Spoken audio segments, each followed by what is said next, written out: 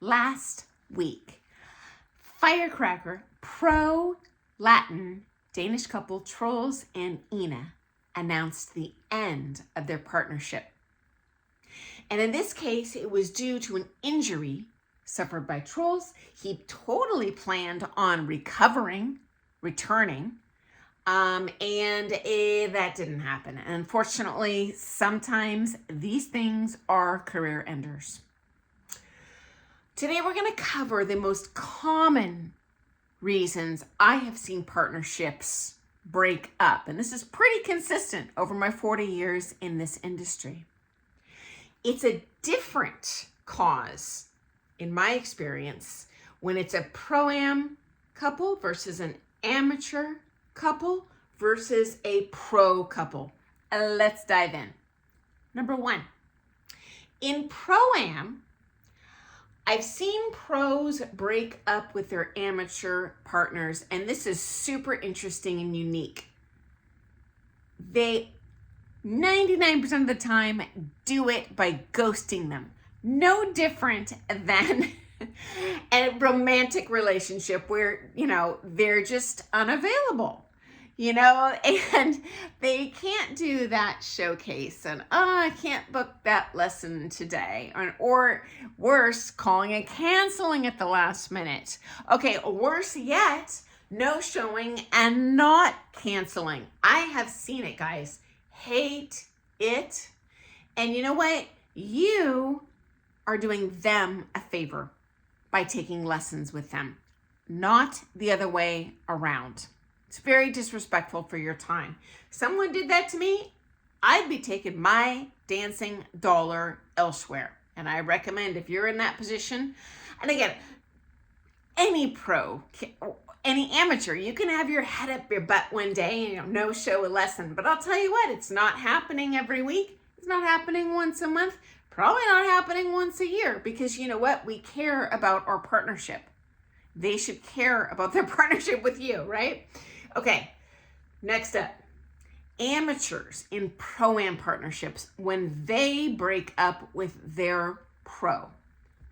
What I have seen most often is the pro-am student feels either they are not being taken care of, poor customer service, or other pro-am partners with your teacher are getting preferable treatment. And you know what? If you're seeing that, it's probably true. And I would consider leaving too. Now, why those partnerships, those other partners are getting preferential treatment, maybe there's a romantic thing going on. Maybe that person is taking exponentially more lessons than you. Maybe that person is a diva and demanding all of their time, and they threaten to quit if that pro doesn't kiss their keister. Unfortunately, I've seen it. And so usually when the amateur leaves, or finally, could just be a financial thing. As I've shared previous videos, do not ever dance outside of your budget. If your pro's hard selling you, that's a good reason to dump them as well. Okay, next up, amateur couples. So this is when an amateur dancer has an amateur partner. I am a strong proponent of amateur dance. You're gonna save a lot of money by doing that. But truth be told, it is very difficult to navigate power sharing, okay? So you are truly equals in that partnership, right? And we, as mortal human beings, we are prideful. We want to be right. We believe we're right. Are we right 100% of the time? Is it our partner's fault 100% of the time? No, never. And I notice especially at the syllabus levels. The partnerships tend to outgrow this as they mature, and kind of the more they learn, the more like, whoa, I'm not as good as I thought I was. But you know what, guys, honestly, like by the time someone gets to gold, they think they're all that in a bag of chips. And I'm like, oh my gosh, dude, your dance journey has just begun. But yeah, it's sad. And I find kind of like a marriage, when one person becomes spiteful in the words they choose, in the inflection of their voice when they are arguing with their partner,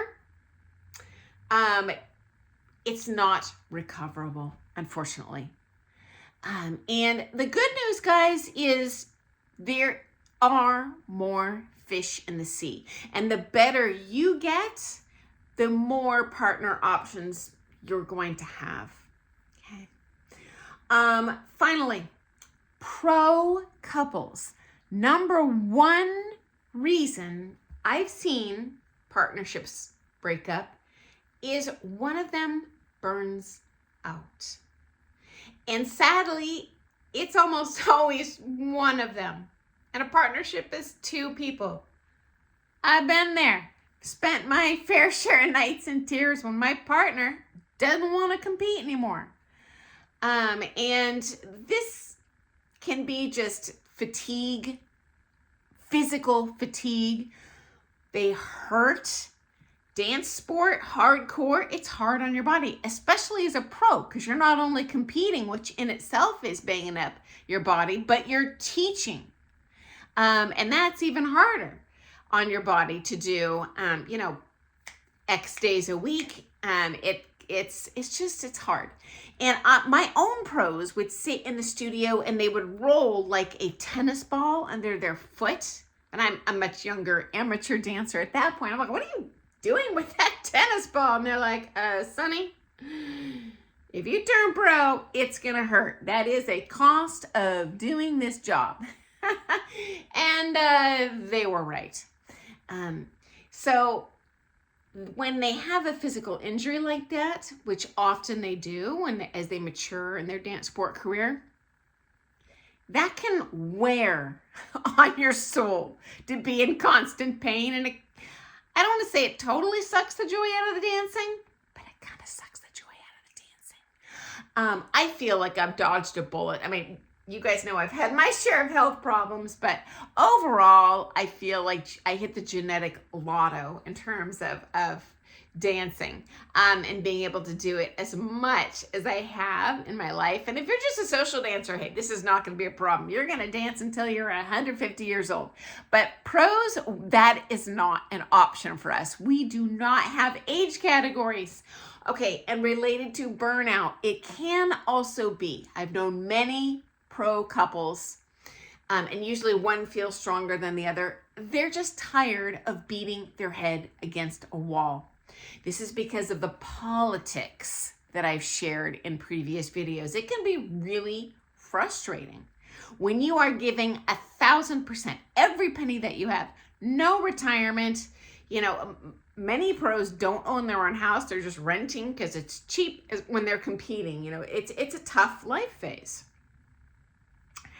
And there's a point where they're like, okay, I'm just going to keep pouring money into this black hole. And as you get to the ceiling of the competition culture, okay, there's only tiny room on the ceiling for number one. All the other helium balloons are down here. It does not mean those helium balloons cannot fly like the Dickens, but there's only so much room at the top. And I've also shared the politics of how fighting to your way to the top. You not only have to be as good as those couples ahead of you, you have to be markedly better before the judges will actually start marking you, and there's politics behind that too. But anyway, all these things can be really soul-sucking for the teacher. Here's the good news, at least from my perspective. My dance life is just as joyful and rewarding now. Honestly, probably more. I love not being in that political rat race, just helping people become better dancers, you know, being able to pass on that kind of knowledge I've been gifted that I'm just so undeserving of. I'm like, oh my gosh, I want to pass this to the next generation. So I feel like I'm getting 10 times the value for all that time and money I dumped into that stuff. So anyway, guys, you know, best of luck to Trolls and Ina. It sounds like she's going to retire too. You never know. Occasionally, the leftover partner will find a new one, but you never know.